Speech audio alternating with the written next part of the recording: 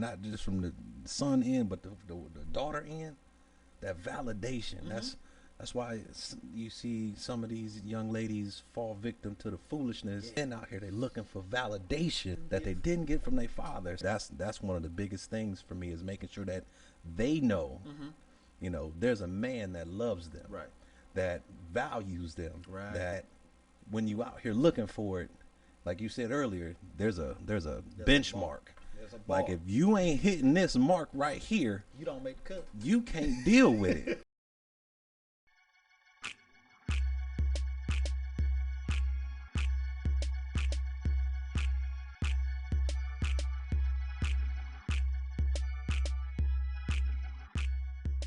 They be like, what it be like, you already know what it is. It's your boy, Calvin Lightmy Way, and this is Cut the Noise, Growing Through Conversation. And today I got a special guest, a new friend, a new brother, a friend, and a man of God that I have the utmost respect for. No other than Minister Barry Hamilton. What's going on, bro? What's up, Cal? Ain't nothing to it, man. I just want to start off with, can you tell the people a little bit about yourself, other than the fact that I think you great? You know what I mean? Just let them know a little bit about you, bro. I mean, ain't much to know, man. I'm from Cleveland, Ohio, originally. Okay. I brought my family down here about 10 years ago to start new.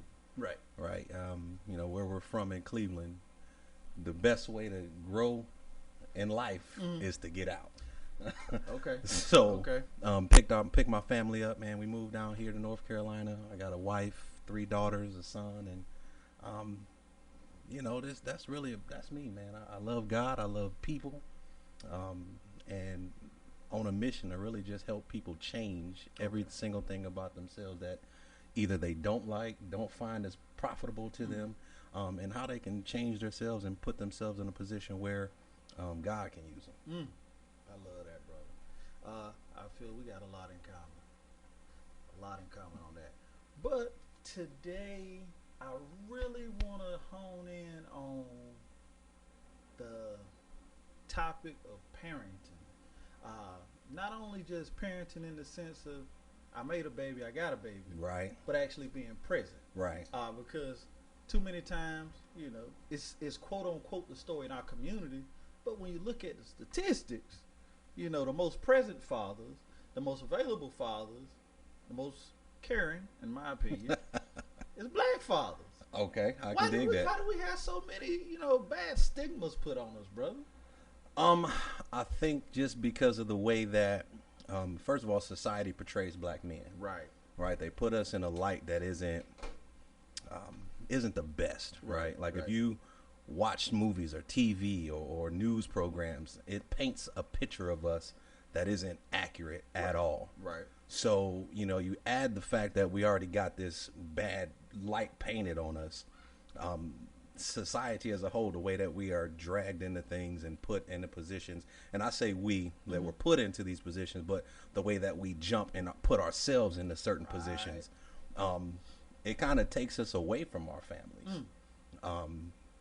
You know, we think a lot of times, especially like I said, where I'm from in Cleveland, the street is more prevalent and important in the lives of our people than the good parts of it. Right. So you see that all the time, and you end up falling victim to what that puts in front of you, and then now you gone or they're gone, and it's a whole different situation. So that's really unfortunate because, like you said, I agree with you 100%.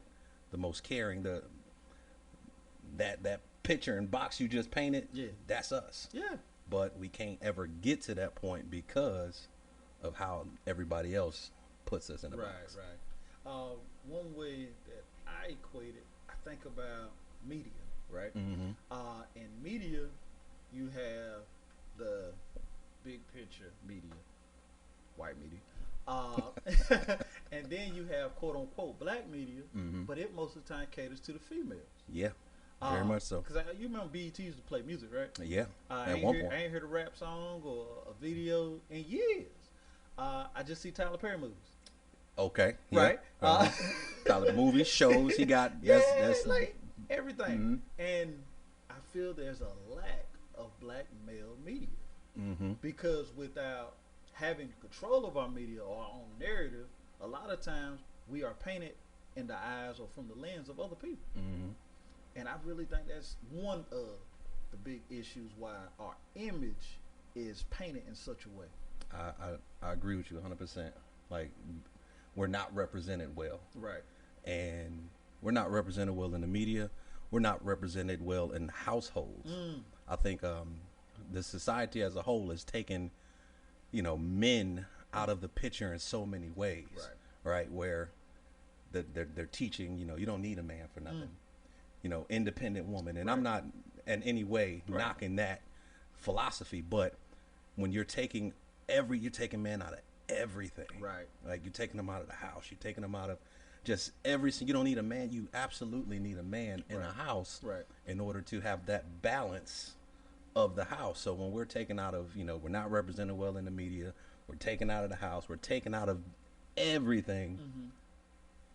We got where we are. And it's almost a financial benefit to a woman not to have a man. The way the government has programs set up.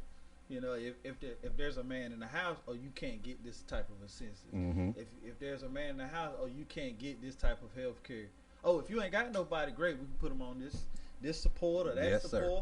We can put this on him. Yes, sir. And then there's taxes and fun, but that's a whole nother conversation. But it's insane, man, that men and fathers primarily are being so overlooked.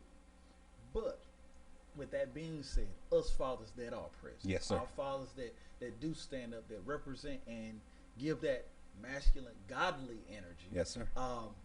What, in your opinion, is how important is it to have a father in a household? I think it's probably the number one thing that you need in a house full of a family, right? Because you need to see, one, a strong man in your household. Right. A strong man that is, doing the things that a father should do. See, a lot of times we put men in a category. Right. You're supposed to work and provide. That's it. That's your job. That's it. Right. But I believe myself that is so much bigger than just working and providing, right? Because showing a strong male influence in the house, showing vulnerability as a man, for your son. I have a son. Right. It's important for me, for him to see that there's vulnerability in men. Like, we tell men all the time, you ain't supposed to cry. Suck it up. Suck it up. I heard that my whole life. Be a man. Suck it up, right? But then you pass that down to your son, and now he has those same ideologies of, I got to suck it up. I got to be a man. But as a man, you also have feelings. Yes. You need to be able to show those feelings. Absolutely. And then for your daughters, again, got a bunch of them too. That's right. They need to be able to see what it looks like for a man to be in the house, how a good man should be in the house, that example of what it should look like. Because not to say a single parent house can't work. Right. They work, right? Right. But it's usually, sometimes it's a struggle to make it work. Right. Right. There's a balance that's needed. I know for me in my house, there are times where my wife don't like to deal with a thing. So I deal with it. Right. And then vice versa. And even with our children, they know who to go to for certain things that they need, in their life. And that's when that extra person ain't there, that imbalance is there. So at times there are things that they may not even talk about because who am I supposed to go to with this? How am I supposed, I can go ask mommy about, the situation with a guy, but daddy is a guy. Right. So maybe he can speak to it a little differently. Right. Or for my son is, dad is experiencing the same things that I've been through or I'm going through. Right. I can't necessarily go to my mom and ask her, what am I supposed to do when another guy come up to me and want to tussle or want to, know. Those are things that the father should be teaching. Not that the mother can't, but it's different, man. It's a whole different situation. It's almost like substitute teachers. Okay. If you have a math teacher that is absent, right? And now the art teacher comes in as a sub. That's good. How can the art teacher effectively teach math? That's good. The lesson plan can be there. Yeah. They can went to school and had the education, but it's not in their field. That's good. They don't have that background. So the importance of a man is to fulfill those shoes, fill that role, and be that example for the son and be that benchmark for the daughter. That's good. Which I swear we already in the first realm of lessons. What was one lesson that you learned from your father or growing up that once you became a man, you kind of had to change? You had to pivot. So for me, it was a lot of lessons that I had to pivot from, yes, sir. right? Yes, sir. But I mean, one of the biggest lessons that I got from my father that I pivoted a little bit from is how I discipline my children, Okay. right? Because for me, my dad, he was a hard guy. Right. It was, you do this, you do it this way. If you don't, here come that strap. You're gonna get this problem, right? And it didn't kill me. Don't get me wrong. It didn't kill me, But what I learned was it wasn't an effective way for him to communicate with me to communicate with him, me to open up to him and talk to him about things that were going on in my life. So what I decided when I had children was that, this is not going to be the way I always discipline. Now, there are times where you're going to get it, right? But I would prefer to have the conversation than to just pull the first thing I'm doing and whooping you. Right. And even in that, right, even after the fact of, me having a discipline with that, I will then go back after and have a conversation. Right. And say, hey, listen, this is why Daddy did what he did. This is why you were in trouble. And this is how we go forward fixing this problem. Right. But that was the number one. I knew, like I said, I'm not going to whoop every single time something happened with my kids. I think it's important. And what it's done for me is that it's helped to create this relationship now because my daughters are all older. And now they come and talk to me about everything. And when I say everything, there's sometimes where I don't want to know, right? But I'm glad that, that communication line was opened up versus this is how we're going to deal with it and what I say is law. I'd rather have that conversation now and talk through it and see, because you as a kid, you grew up, right? Oh, yeah. I had my thoughts and feelings and views about things too, and not being heard. Right.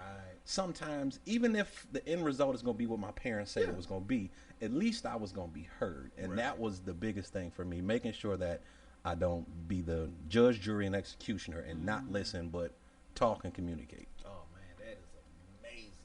And I must say, I went the same route on that. Yeah. I went the same route on that one. Early on, with having children, thinking like my parents, want to do just like your parents, and you get into this almost like a routine. Yeah. Like, this is the way I was taught, this is the way it is. But through thinking, critical thinking, understanding, and getting outside of my internal, I'm gonna say my subconscious mind, because my subconscious mind is just going off of what I was taught. That's right. But my conscious mind is saying, is that right though? How are they feeling? Are they really being heard? And like you said before, the idea of not being heard or not being understood, it's almost crippling. Yeah. Because I actually was on a Zoom call listening to some people ask questions and talk about various different things. And there was a doctor up there, and she was talking about how many people that have issues with, like, public speaking, for example, it stems from childhood trauma. And when she was saying, I was like, but how? And she kept going. And she said that when a child is told to sit down, be quiet, shut up, don't talk while, don't come in here or stay up, it makes this almost a mental block in the mind. And when that mental block occurs, we carry those same lessons as adults. Yeah. And a lot of us wonder why. I don't know about getting on stage. I don't know about grabbing that microphone. And a lot of times it's those same traumas that reign in the back of our minds that set this level of fear. And to pivot, because there's still a lot of lessons that we learn that hold strong and true, but to pivot and make corrections, because no one's perfect. That's good. One thing I learned is that through having kids, right, is mom and daddy didn't know everything, but they were doing the best that That's they right. could. That's You right. know, that level of grace and understanding to know, like, my mom and dad, they were doing the best that they could, and they taught me the best that they knew. Mm-hmm. And for us as being that next generation, we should strive to do the best that we can. But when we know better, we should obviously do better. Should. Right. Yeah. And then we should hope the same for our children and the Mhm. next generation. But as the same question I asked you, one lesson where I pivoted was in my family. It was this, especially with the guys, right? Mm. It's this mentality of conquering. Mm. You know, Mhm. hey boy, how many girlfriends you got? Right. You know, how many girlfriends you got? Uh-huh. And this is said to 7, 8-year-olds, Yeah. 10-year-olds. Oh man, I know you killing them. I know you got about 3, 4 girlfriends, don't you? Yeah. Yeah. And you think, what really is that teaching? I mean, Right. I mean, you know, it's teaching everything the wrong way. Yes. You know, it's sexualizing females, Mhm. right? Women, like this is all they're good for. Right. You know, how many can you knock down and how many you can get, and it's putting an importance on, like you said, conquering, Mhm. you know, the opposite sex. Right. When in reality, you know, when you think about it that way, like your mama's a female. Right. You might have sisters, grandmas, Mhm. aunties. So you looking at it like, so is that how other men have viewed and looked at them? Right. Right? Like Is that how you looked at my mom? exactly. Like what number was mommy for you? You know? Woo! And Them conversations. it's a whole different conversation, and that's you know it's messed up. That's Yeah. kind of the way. And it's men in general. I ain't Yeah. gonna put that in Yeah. the black category, Right, right? right. Men in That's- general. yes. That is a man thing where you put a value on how many women that you have. Right. When you know it's never been quantity. No. It's always quality. Right? I can have as many of some cheap something that I want, but it's cheap. It's used up. I can't do nothing with it. I'd rather have one that's so top notch quality Right. that all of them quantity numbers, they don't even add up to this one quality thing that Can't I even got. see them. And that's another thing about being being in black families that we need to push more often is Right. a man with that one woman. Right. You'll never see a bunch of women on the side or trying to, because Right. all I know is when I was growing up, my dad was with my mom, Right. and that's the lesson we should be trying to get them to see, versus how many girlfriends you got. You know, I remember hearing that it was like, again, being honest. Yeah. I mean, I got about 3, 4, 5 right now. You know what I'm Right, saying? right. But I'm never gonna ask that to my son. Right. You know, because I don't want him to think that that's okay. Right. You know, it's what we teach and what we show them is what they're gonna do. Yeah. I can tell them all day long, but when I'm showing him, you know, listen, there's quality in just me being with your mother. There's quality in not worrying about what these other people are doing out there, but worrying and focusing on what you got. He's gonna do what he see. Yeah. He not 9 times out of 10 he'll do what he see. Right, right. He'll always kind of veer away from what I told him. Right. Can't forget, Yeah. but this is what I seen. You know, if I keep telling you, hey, don't smoke cigarettes while I'm smoking a pack a day, Man. that was- what you know what he gonna do? He gonna smoke them cigarettes. I don't care what I tell him. He gonna smoke them cigarettes. Hey, don't be out here getting drunk all the time, but I'm drunk every time he see me. Yeah. He gonna drink. So show him something different, and they'll do something different. That's so true. The example you said about smoking, it rings so true in my household. My dad, he smoked. My dad was an older man. Mhm. He smoked since he was 14 years old, and he died at 72, about 8 years ago. Might have been 71. I think he would have been 79 this year. But anyway, yeah. So I heard that, you know, don't smoke, Mhm. yada yada yada. But my brother next to me, he smoked. My baby brother doesn't. But I never smoked. And you want to know the reason why, bro? Because I saw my daddy have a heart attack when I was 4 years old. Wow. That's the reason I don't smoke. It had nothing to do with what he said. It was because I saw it. And I remember, because, terrible story. I'm 4 years old.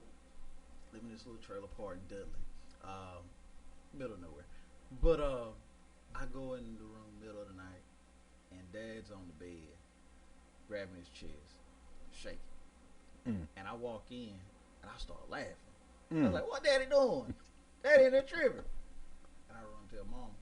And then, she called the ambulance and all that. And that wasn't his last heart attack. He had another heart attack when I was in, I want to say middle school, around 7th, 8th grade, and he had a triple bypass surgery. Guess what? Never stopped smoking. Never stopped smoking.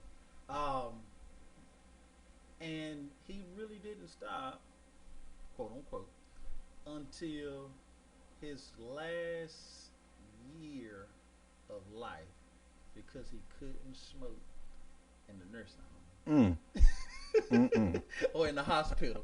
You know what I mean? And there was times where I know for a fact that there was other brothers or family members that brought him cigarettes. And it is so sad, man, because we can, be brothers or be in the same household, see the exact same example, and go different routes. And I really think that's because of our perspective. That's good. Many times in life, we see our hero, we see our fathers, we see whoever in our life, and everything that they do is gold. Yeah. And we create this false reality where whatever they, if it's dad, mom, whoever, whatever they did, it was right. Yeah. And it is so detrimental to our own survival, man. Because to realize the reality that people can be wrong means you will never be corrected yourself. There was something we went out to eat. What was it, about a week ago at the church for Rod, right? Yeah, about a week or two ago, something like that. About a week or two ago. We went out to eat. Pastor, we were talking. And I know on my end of the table, you probably couldn't hear us, right? No, I couldn't hear y'all. It was loud in there. But we were talking about correction. And I said, I got a saying. I said, correct the hell out of me. If Pastor looked for a second, oh, that's good. But if I'm in error, if I'm wrong, I would rather a friend, a brother, my mother, father, whoever, correct the hell out of me. Because if you don't, and I continue in my error, I might end up there. You know what I mean? Yes, you will. And for many people, they have this ideal of, can't nobody judge me. Can't nobody tell me what to do. I used to say this, I'm grown. Right. I'm grown. And in some respects, people can't tell you what to do. But if people care, they will at least point out when you're in error. That's good. That's in the Bible. Yeah. Right?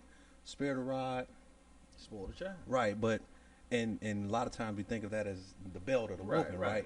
But the rod doesn't have to be the belt or the whooping. It can be that correction that you're talking about. Because if I don't correct you, right, if I don't tell you when you're in error, you think you're right. So now you're spoiled. You spoiled and tainted what it is that you are because no one wanted to say, hey man, that ain't right. That ain't cool. And that's, I don't see, or I guess maybe I don't understand. Well, let me start over. I do understand. Okay. Because a lot of times we don't want to have that person lash out at us, right? People, what you're saying, I love what you're saying. I feel that. If I'm wrong, tell me I'm wrong. Right. Let me know that I'm wrong so that I can fix it. Because I don't want to continue to walk and be in error, right? But a lot of people don't have that same viewpoint. Yeah. You try to correct them. Who you think you are? Right. Like you think you is to tell me blah blah blah, and then you know what they do? They turn around and they try to point out your flaws. Right. You don't do blah blah blah. Well, listen, I'm not telling you to do what I do. I'm just telling you what I see that's in error. Right. And if I don't, I'm wrong, right? Right. If I don't tell you that you're doing something wrong and you keep doing it wrong, It's almost like I'm high fiving. Go for it. I'm brother. high fiving. But what happens to you is on me now.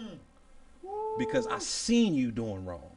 I seen you doing wrong and messing up. And when I don't say nothing, and I just be like, you know what? He gonna do what he do. He grown.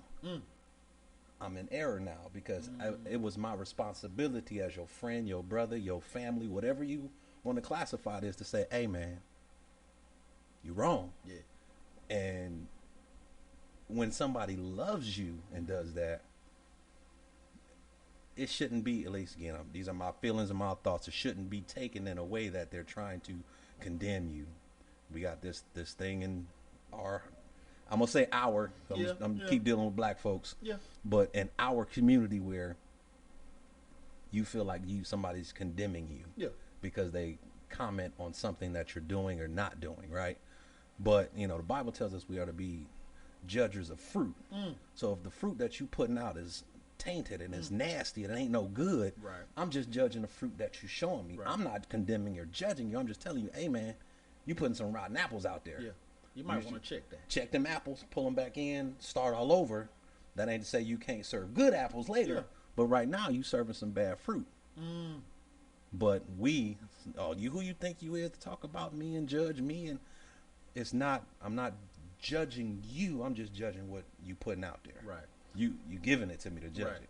And another thing I would say is what's important before correcting or giving advice is having a relationship. Yes, good. So, I mean, there ain't no way you can come up to a random person and say, brother, you in there. You're doing wrong if you don't know a person. Because if you don't have a level of relationship, let's say like a friend. Mm-hmm.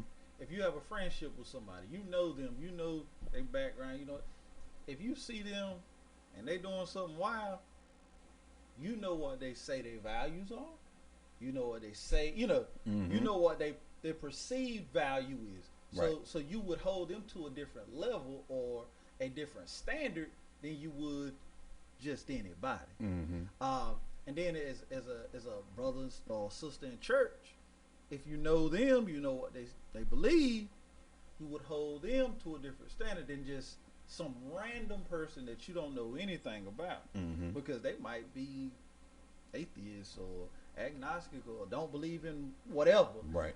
So that quote unquote standard may be different. Does that make sense? Do. But if God tell you to say something, hey. and what I was gonna say, it's funny because I agree with what you're saying, and I think too, sometimes, at least in my experience, it was easier for me to tell somebody I don't know when they were in error, because when it's somebody again, they know you too. They want to kind of try to throw it back at you like, hold on, you used to do this with me too. Right.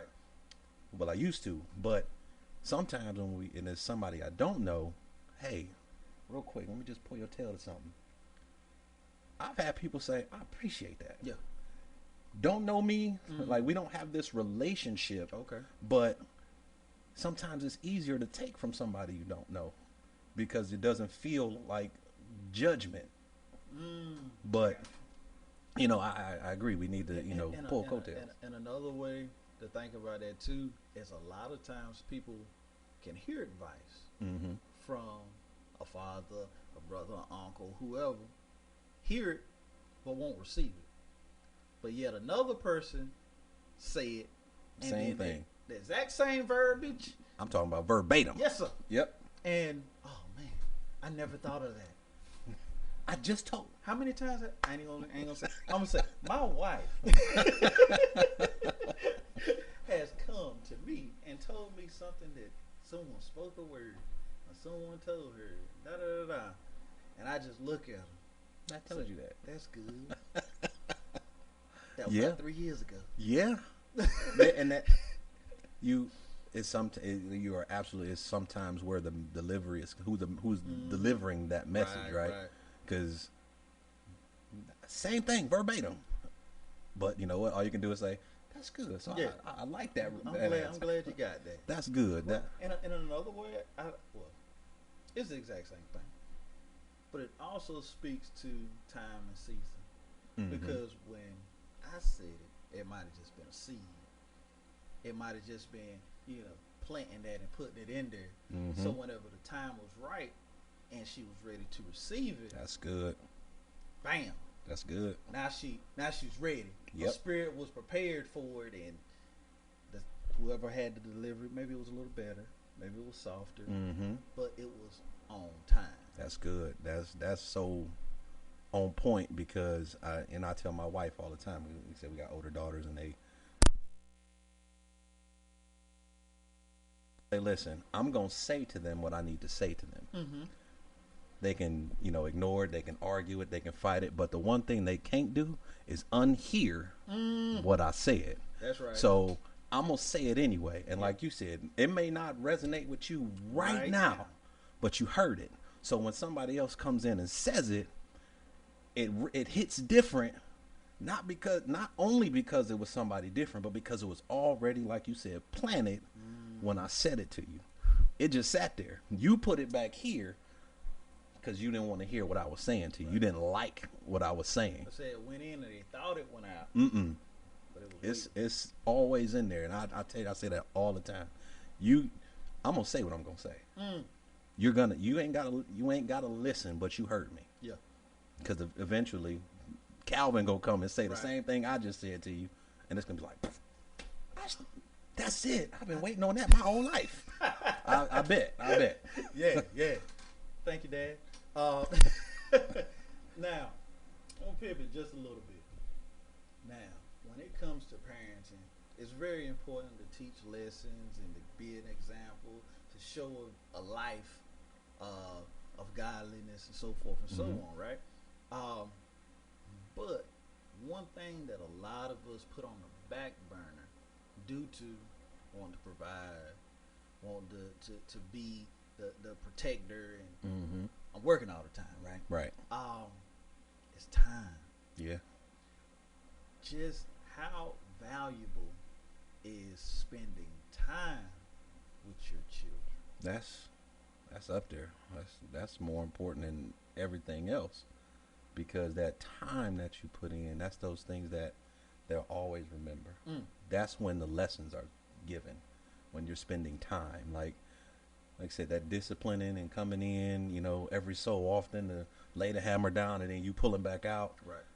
That ain't enough. Productive enough for them to hold on to a thing. But when you can spend time with them, that's, what I've learned, at least, especially with my son, because my daughters are all in their 20s. My son is 9. He don't want nothing but my time. Right. He don't care about what we doing. He don't care where we going. I mean, how long we gonna be there? Yeah. Right. But if he with me, he don't care about that. Like that's more than enough. That's more than enough. I just want to spend time with you, because like I said earlier, he's learning so much just watching, more so than me speaking. That if he's not getting that time, how is he learning to do the things that he need to do? Right. So I remember a time in my life where all I did was work. And what I found was that I can see from a distance doing all that work and how it really was affecting him, because he was kind of withdrawn and going to his room all the time. I can see the effects, lashing out at certain things. He was missing that connection time with his father. Right. I mean, he's great. He's with his mom, but that connection with your dad is different. Like me growing up, I remember that's all I ever wanted. Yeah. Was to spend time with my father. And unfortunately it didn't happen that way for me. Right. So I remembering that, like, all I want to do is spend time with him. I don't care what we was doing. Just want to hang with him. Yeah. Remembering that and thinking about him, I was like, man, if I don't spend time with him, I can lose him. Because when you ain't spending time with him, somebody else is. Something else is. Something else is going to pull their attention away. and a long enough period of time go by where that one thing had their attention versus you, well, now it's so hard for you to regain their attention because they didn't spend all their time there. So Right. With new seeds. new mess, new foolishness. Yeah, I think that's how I think that's how some of these young men today, or at least in my day, fell victim to what the street was offering. Right. Because you had all of these other, guys giving them time. Now, granted, the time they was giving them wasn't teaching them nothing that they needed to know, but it was giving them time that they yearned for And attention. and attention. And now now they lost. And then you come in as the father trying to pull them back out. Well, they beat the streets, won already. So again, time, most important thing to me. I also, when you were saying that, it made me think of a lot of times with children in general, but boys and girls look for validation from their father.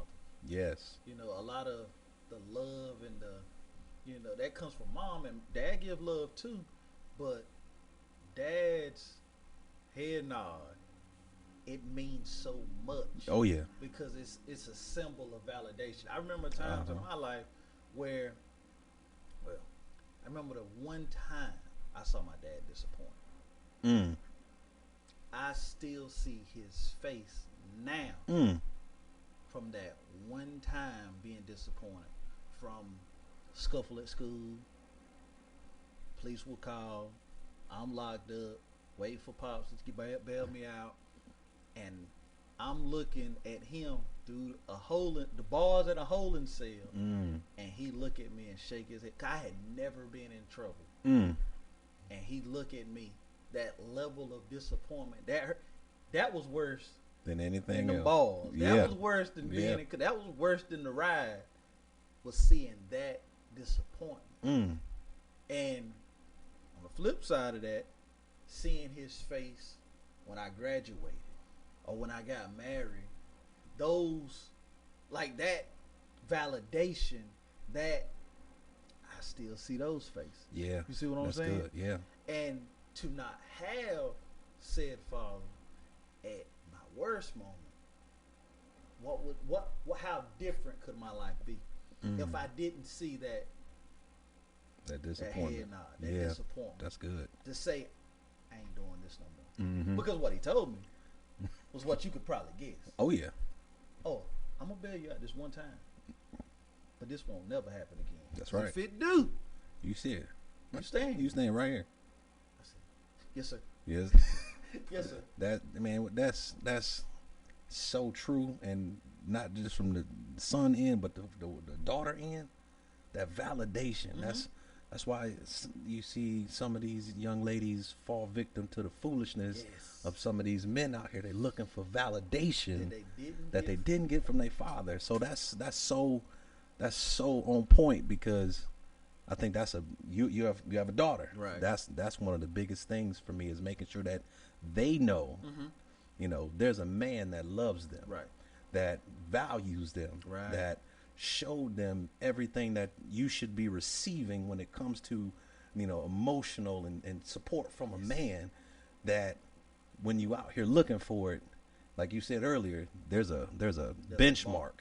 Like, if you ain't hitting this mark right here, you don't make the cut. You can't deal with it. And it doesn't even just stop at my daughters, because I have a younger sister who has that same benchmark that I was able to help set. Right. Because see, my father passed away about 11 years ago. Right. And, he and I didn't have the best relationship, right? To the point where even when he passed away, we weren't even communicating. But he had he set a benchmark for my sister, right, to an extent. But then when he left, it was like, okay, I'm gonna help continue to raise that bar. So the man that she chooses, he's gonna have to hit not only my father's bench, but mine too. Right. Because I'm gonna give her and show her all those things that she should be receiving from a man. So that example, that benchmark, it don't just stop at your daughters, or it can go deeper to your sisters or younger cousins or when they look at you and they see this example of manhood, Right. that's how I want them to be. Yeah. I need them to be just like that. You need to be as close to that as possible, Right. because I won't accept nothing less. So that validation that comes from that father figure, that man in their life. I mean, even my wife to this day, she didn't have a relationship with her father, and I won't get into her story like that. But to this day, she said, "Man, I wish I had a dad like that. I wish I had what our daughters have." Right. Because it could have been the difference in, you know, her being way up here versus way down here. Right. And that's, like I said, that validate, man, that's good, man. That validation is serious. Yes, sir. So it makes me think. I remember having a conversation with my wife, right? When we got, I'm gonna say this, my story a little different as far as church, right? I ain't gonna go all the way down that road, but I'm gonna give you a abridged version. Okay. When my wife, my girlfriend got pregnant, okay, and I said, "Oh God, I'm about to be a dad," right? I said, "I love my daddy. My daddy was a great dad, but no, my daddy was a good dad." I said it like that. I want to be a great dad. So I said, I got to go to the source, and I got in the Word, and that was J13. So it was about 14 years ago. Started reading the Bible, started going Bible studies at the house with some guys that I used to dance with, and that began my serious chase after God. Before that, I was a kid and I was going to church because I was forced to go to church. Right. That don't even count. But there was lessons learned there. Yep. But whenever I began to read the Bible and grow and develop, there was so many lessons that in the scriptures that are based off fatherhood, right? Based off that relationship with your daddy.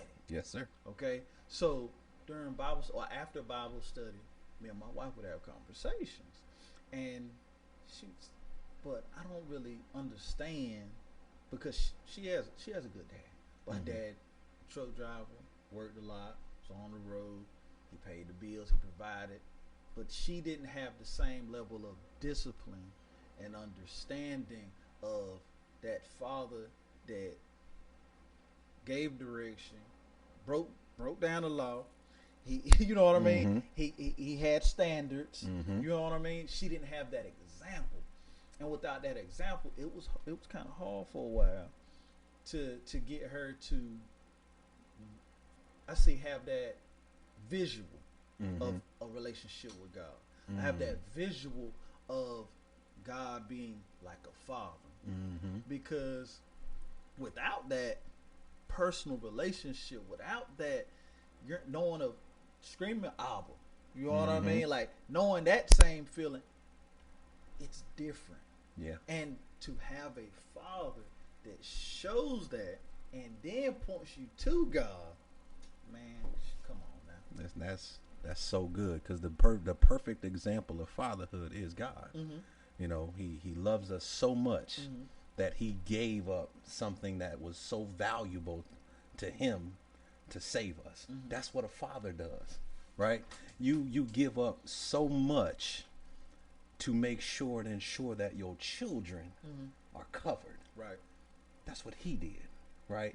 And like you said, it's sprinkled throughout the Bible of different stories. One of my favorite stories is in Luke 15, the prodigal son, right?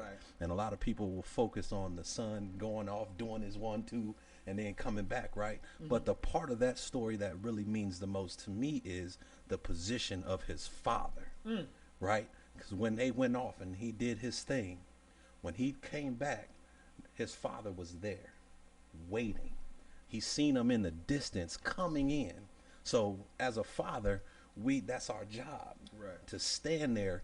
We got to let him go, but we standing in position, keeping an eye out, making sure that everything is good. So when they look back or they try to come back and they need you, you're standing right there. And when they get there, what I love about the story is he didn't go in on them. He didn't chastise them. He didn't attack them. He didn't tell them, didn't I tell you, blah, blah, blah, blah, blah. He stood there, arms open, and said, come on. You done came back home. Let's have a party. That's right. Let's do Let's it. celebrate. Let's celebrate you figuring out what you needed to figure out. That example, that thing changed my whole perspective about fatherhood. Because even when you're a young father, you know, you still got these things, these ideas, because you've taken them from, you know, what you've seen, what you knew. But when I really understood his position as a father, that kind of father, Yeah. where I'm not moving, I'm not leaving your side. Even though you decided to do your thing, I'm still not gonna move. I'm gonna make sure that when you turn around and come back to me, my arms are ready for you. Man, that changed my whole thought process about being a father, because I want to be like that dad. I don't want to be, you know, anything less than what he is. And anything that, you know, if we are made in his image, if we are made to be like God, then we should be striving to be the father that he is, sacrificing any and everything to make sure that you covered. And then when you're covered, making sure that whenever you need me, I'm there. Yes, sir. So that's perfect. Yes, sir. Man, I feel like we covered a lot, but I got one more thing. Balance. With being a man, Mm-hmm. even a woman, they gotta wear a lot of hats. Yes, sir. But being a man, I know about that. Yeah. You know about that. Yes, sir. So we're gonna talk on that. We have to balance relationship with God, relationship with our wife, relationship with our kids. Don't forget we got to work. We got to provide. And then we got to make sure we take care of ourselves. Mm-hmm. Physically and mentally. What advice would you give young brothers coming up and even fathers today how to balance a life when you got a wife and kids? Mm-hmm. So that is always that has been a work in progress. Yes, sir. Right. It's ever changing because the needs are always changing. Right. Right. You're growing as a person. Your wife is growing. Your kids are growing. So what they did when they were young, what you guys did as a younger couple, are not going to be the same as you go forward. But I think, and you know, my wife, she always say, you need to clarify when you say this. So I'm gonna clarify it before I say it. Right. The number one thing for me is that I am aiming to please God. Right.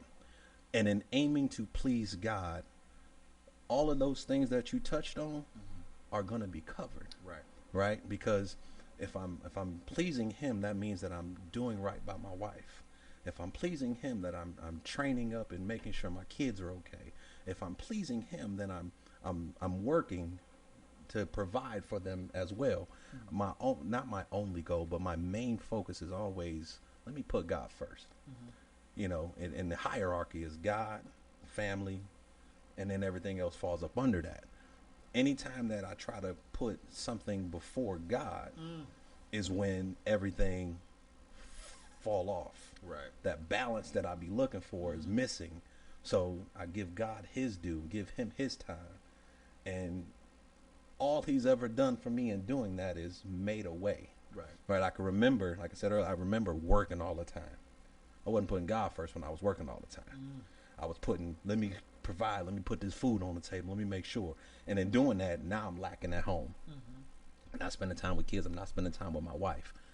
The minute I reversed and I said, you know what, let me spend more time with God, he started opening doors for me to where time became, I had more time all of a sudden. I wasn't working as much anymore. I had time to spend with my kids. I had time to spend with my wife. I had more time to spend with him, all the while still working and covering everything that was needed. I remember working 60 hours a week. Right. Hope they ain't watching. I probably work a hard 35 right now. Right. But I'm paid like I work 60. Right. He's covered those things. You know what? Don't worry about, don't have any anxiety. Don't have any worries. Just focus on him and allow him to just open these different doors in your life, because we try to take it all on ourselves. And I think that's where the imbalance comes. We stretch ourselves so thin. stretch ourselves so thin in all of these other areas that when it come time for him, we giving him the last bit of everything, right? It's like, okay, God, all right, I done worked, I done did this, here you go. And can't figure out why we can't get everything on a even scale. Flip it. Right. Put him first. Prioritize God first. Allow him to work all the other things in your life, because, man, I'm telling you, you was telling your story. I mean, listen, I went to church as a kid, right? I remember going to church as a kid. My mama, my grandmama, they would make me go to church, and you'd be in church, and, you know, half the time I'd be dozing off, neck broke, you know, and that's just what it was. And then you get a teenager, you grow up, you kind of fall back away from it. I didn't come back into the church for real about 5-6 years ago, right? And even then, it was still 1 foot in, 1 foot out. And it took really breaking down and saying, God, I don't want to do it this way no more. It ain't working for me this way no more. He said, well, put me first. I said, I do. And he said, no, you put me in there. You don't put me first. And I said, oh, okay, well, let me see how that worked, putting you first. And I'm telling you, man, the minute I did that, everything started changing. I'm talking about how I was, how I acted, feelings inside. Because, again, allowing God into your life really means that you're going to have to deal with yourself. Ooh, okay. You know, there's things internally that as people, but I'm speaking on men specifically, that we have bottled up in because of all of the lessons and things that they fed us that what men should be. So you've held all of these incorrect philosophies in our minds and in our heart to where you have walls built up that you don't know are there. There's things on your mind and that you hold back and don't say because of, like you said earlier, you know, be quiet, sit back over there, don't say nothing. All of these things built up and pent up inside that they've always told you at the end of the day, you a man. Keep it together. Right. Right. When you allow God in, though, as men, man, he break that stuff down. He opened that stuff up. And as he's doing that thing, you're changing. And he's changing you from the inside out. And as you release some of these things that have held you, you find yourself being able to be more vulnerable and open up. Like, the more I poured into the word and tried to get more from the word, was the more that the walls, I found my relationship with my wife started changing. Right. It's like, we talk way more than we used to. You know, right. We talk more and we open up more, and I share more things with you than I did before, because I want to please him. How do I please him? By releasing these things, letting these things go, allowing him to fix the things inside. And it's a trickle down effect. It start from the head and go down, flow through the beard, through the body. It's a trickle down effect when you put him at the head and not something else. So, my message to anybody would be, put God first. If you're looking for that balance in your life, put him first. Don't put him in the middle. Don't put him at the end. Put him at the top. Gotcha. And he will. It'll all shake up and balance out the way you need it to. Okay. I like that. Okay, so let's say you got a brother. I'm gonna speak from a period in my journey, right? There was a period in my journey where I was going hard in church, right? And I flipped. Personality flipped. What I did flip. What I didn't do flip. Everything changed, and it was almost overnight. I'm kind of weird like that. When I say I'm going somewhere, that's where I'm going. And by doing so, I kind of neglected to give that attention to my wife and my kids, and I was focused on the church first instead of my first ministry first. If you were speaking to that me way back when, what would your advice have been to that brother? I mean, you said it before I could even say something. Your first ministry is your house, Right. right? If you can't handle that, then everything else ain't gonna work either. So if you're focusing on God and He has a ministry for you, first way I'm gonna test you and seeing if you ready for that, how you handling this. Right. Right? The Bible tells you got to have your house in order before you try to do anything else. So what I would have shared with you is that, it's important for you to put God in order first, but your family got to come before that, right? Because what I learned, at least for me, when the family wasn't 1st, chaos. If you like living in chaos, if you enjoy that, then I'm not gonna sit here and tell you nothing else. Hey, listen, you like that, you like it, I love it. But if you don't enjoy that chaos that you're having in your house, which I don't know too many people that do, then your first ministry needs to be your priority. Like, I'm not saying not to do anything at the church. I'm not saying that at all. I think everybody, everyone needs to do things for the church, right? Because the church don't run on God alone. Right. He need people to work in the church, right? So you still need to do the work there. But how can I be in a position at a church and ask you to do something when I can see your family is in total disarray? You can't function here properly if you can't function there properly. So make sure that that's operating the way that you need it to, so that when you come here, you can focus on the church the right way. Because, see, if your house messed up, I'm going to tell you what, when I get to church, I ain't going to be all the way right. I ain't all the way there right here because my house messed up. So you not even getting the full me that is deserved in that particular situation, because my mind is preoccupied with everything wrong at home. Like, it's a mess. Focus on that. That's your ministry. That's right. Everyone, people, I don't know what my ministry is. Your ministry is your family. That's your number one ministry. Yes. Everybody ain't called to preach. No. Everybody ain't called, everybody's not a deacon. Everybody's not a deaconess. Everybody's not, auxiliary board. Everybody's not meant for certain roles, right?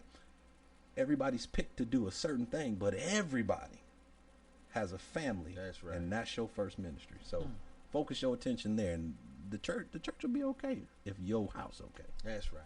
Man, I appreciate you saying that. Because I know there's a lot of different brothers at different stages in life, and it's easy to say, put God first and do this or do that, but having actionable steps means so much. One actionable step, as far as putting out time, right, is, for me, is etch out on your schedule daily for God, right?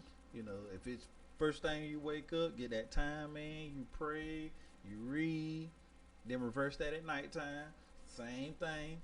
But then you got to make time throughout the week for your wife, outside of the kids. Oh yeah, absolutely. Outside of the kids, you got to have that scheduled time. You even got to have that everyday time where before we go to sleep, we're gonna have this pillow talk. Or we gonna chit chat about this and that. We're gonna make sure we good. I'm gonna make sure you good. I'm gonna let you know how my day is. Yeah. That's something I learned from my parents. That I tell you, if there was one thing that I truly appreciate, is that. Because I remember, tangent, I remember being elementary school age, probably about 7, about Cali age, trying to sneak in my mom and daddy room while I hear them up talking, right? And just hear this genuine, loving, laughter conversation. To have a household where communication through mother and father was free flowing.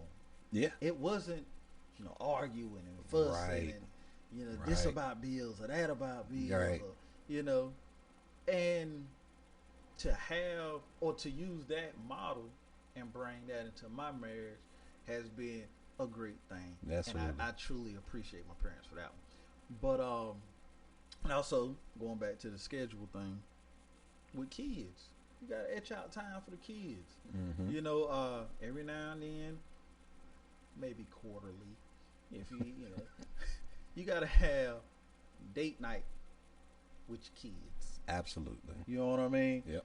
That father daughter time. I'm gonna show you what a man's supposed to treat you like. Mm-hmm. You know what I mean? Father son time. We gonna get out. We gonna have conversations. We gonna talk. We might go play some games or so, but we gonna have that time. It's good. And even haircuts. You know, that time we driving before we get our haircuts. Mm-hmm. You know, catched up, having conversation. There's places in our day where we can give quality time that's not taking anything from anywhere else. That's right. It's just utilizing that time. Because everybody has the same 24 hours. Everybody got the same 7 days a week, 365 and a quarter. Everybody got the same. But what we do with that time That's it. makes a difference. That's it. That's it right there. Making the time. I think, you know, just helping the schedule. You drive to work every day. Mm-hmm. So let your time being driving to work that you spend, turn that radio off. There you go. Spend it in communication with God, meditating, talking to Him, praying to Him.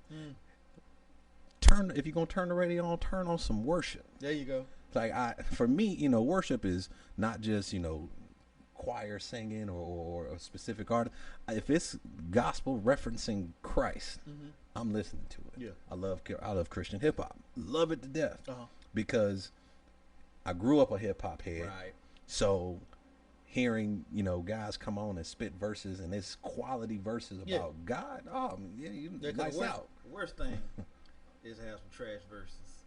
Listen, there's some out there. There's some out there. I got some people that ain't got no trash on their verses.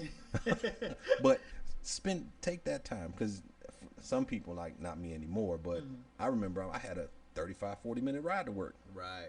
There and back. Ooh, I had an hour at one point. So that's an hour and a half total in the day that I can spend with God. Right. An hour and a half a day spending with God.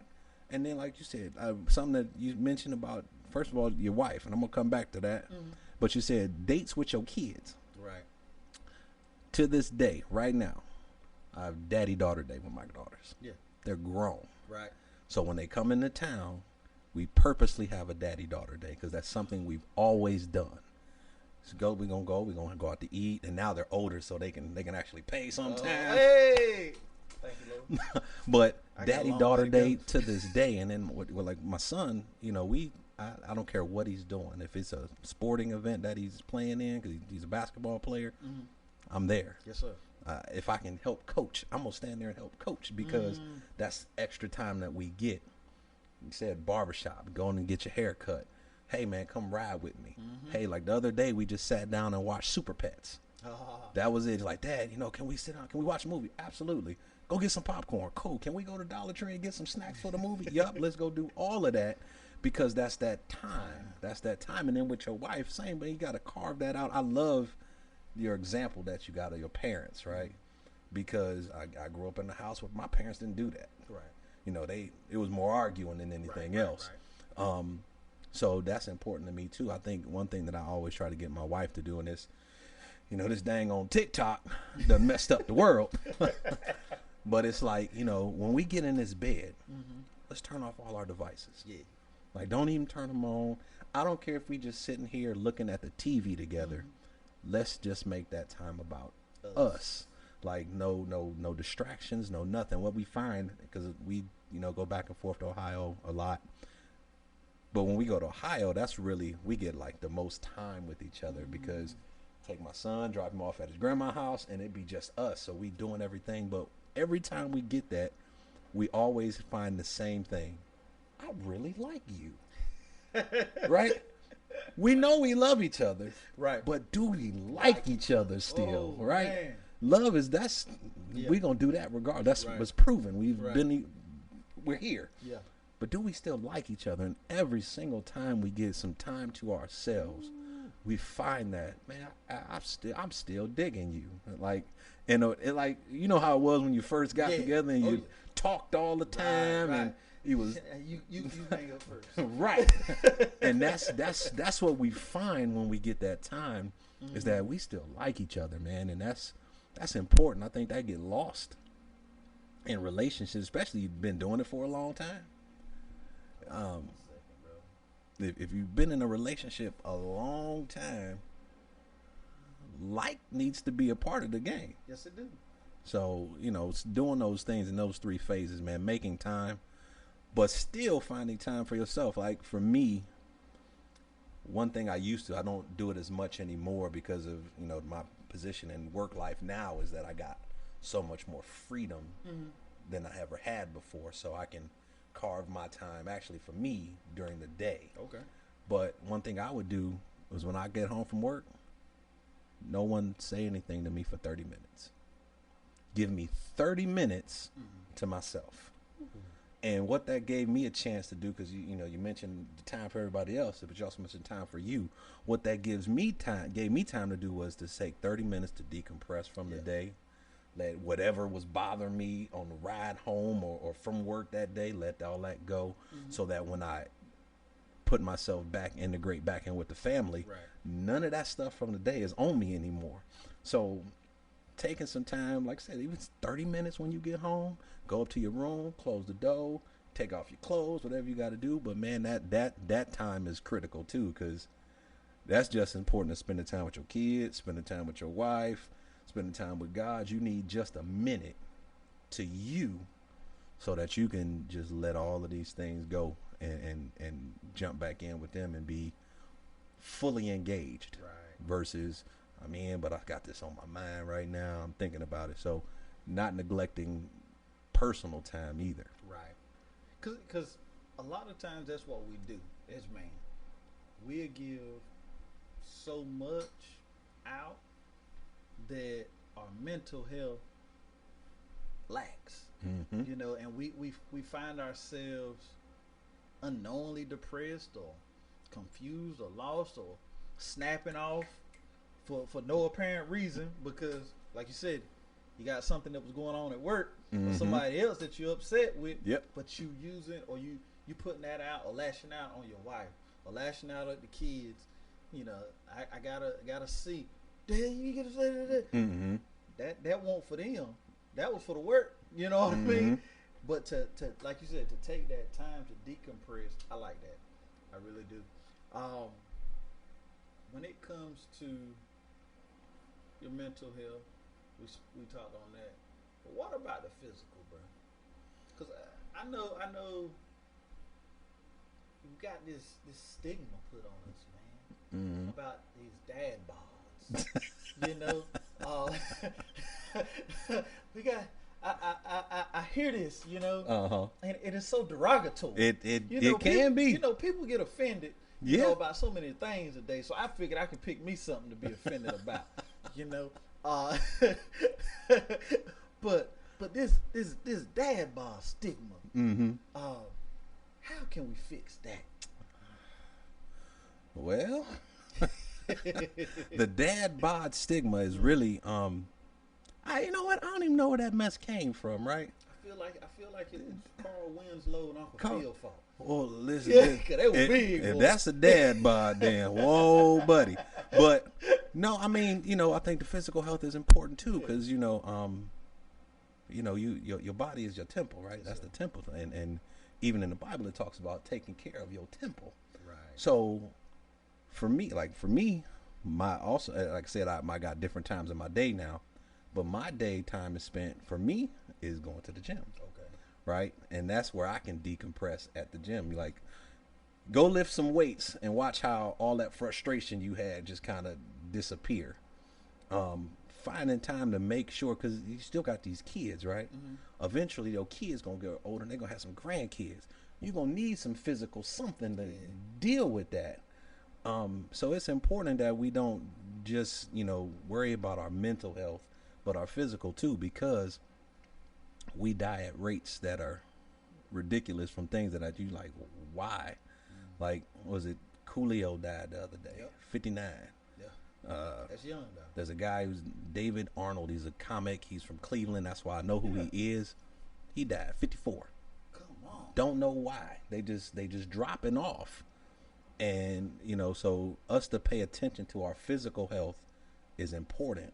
You got prostate cancer that killed black men. Man, we just got to take care of our bodies the way we're supposed to. Going to the doctor on a regular basis. Brothers don't go to the doctor. Like brothers don't. They don't do it. I don't know why we don't do it. Maybe it's long rooted history. I know people talking the Tuskegee experiments. You want to go back as far as you want to. Don't really care, but we don't go, and then we're dropping off because we're not taking care of ourselves. If you don't know what's wrong, how you supposed to fix it? Let's go get a look at it. Like keep your annual checkup. I go see annual checkups because that's how you know what's wrong. You gotta think about your car. You riding your car around forever. Right. If you don't go and get a checkup, if you don't go get an oil change, if you don't go, like my daughter just called me yesterday because she needed brakes on the car. I almost climbed through the phone on her because she said, "Dad, I didn't know I needed brakes." What you mean? You didn't know you needed brakes? How you think you stopping the car? To the point where the brakes was gone. The dude said, "Listen, you have no pads. This car is going metal on metal. Metal on metal." She it sounds horrible. And I'm like, "What's the problem?" He said, "I need brakes." I said, "Are you serious? Baby, you got to get that stuff checked." So just like you put the check on your car, put the check on your body. Yeah. Because it's something under that hood. We can't see up under the hood. Go find out. It's not just the gym. The Uncle Phil Carl Winslow body. Right. That's because they ain't checking their cholesterol. They ain't checking, their sodium, the salt, the sugars going in your body. So all of this stuff is just building up, and you creating this fat around your arteries, and now you having heart attacks. Now you need triple, quadruple bypasses, and your liver don't work right because all the foolishness you don't put in your body from. Some of y'all started 15, 16 years old putting that mess in your body all the way up until now. So you 30, 40 years in the game, and you've been destroying what's on the inside up under your hood. So don't just stop at a gym per se, but, man, go to the doctor. The doctor will tell you what you need to do. Yeah. And diet, man. Diet, most definitely. Because like you said, it's most of the time, no, all the time, we gain weight because of what we're putting in. Mm-hmm. And a lack of physical activity, but that's because we work so much, the way society's set up, that's most people. But if we putting junk in, what else can we expect but to get junk out? So I preached a word on that a couple weeks ago about what we put in our bodies, right? And it was, basically you are what you eat. The things you consume. So if I consume junk all the time, I'm gonna be junk. Right. Instead of consuming the healthy things, and that I use that analogy because it was the same way spiritually. The junk that you put in your eye gates, your ear gates, those things that we consume that are destroying us spiritually. If we ain't putting the things in of God, then we not living a healthy way. So as long as we keep consuming the junk and putting it in, same way physically, we keep putting the junk in, you end up fat, out of shape, and weak. Spiritually, if you're not putting the right things in your body, you end up fat, out of shape, and weak. So when the battles come, you can't deal with it. You can't stand. Man, I must say, this was a very great conversation. I enjoyed this. I'd like to give you a moment, man, if there's anything on your heart that you want to share with the people out there, a word of encouragement or otherwise, you can speak right there.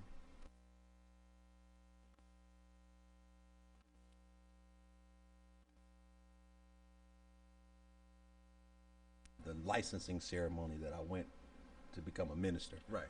And I remember, pastor coming, he says, "Listen, man, I need you to give a word about what it is that your ministry is going to be." And I said, okay. I for a second, I had to think, like, what does he mean?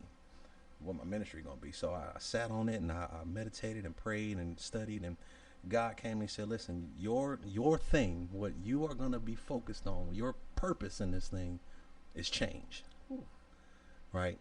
And when I thought about it, and I thought back to all the messages that I gave prior to getting licensed and what my focus is. And, for a while I was the men's ministry leader, and in the men's ministry, it was always talking about helping brothers to change. It was like, duh, how could I miss that, right? But my message to people would be, if I had anything to say, it would be, man, you have the ability to change everything in your life.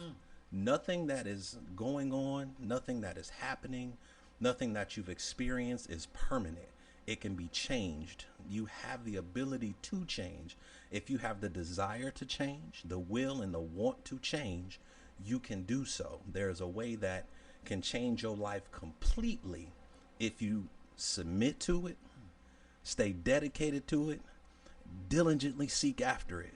And that's God. If you do those things, everything in your life that you think can't be changed or can't be undone, or mistakes from the past, all of that can be changed and erased, because he gave that to you when he gave us the blessing of Jesus.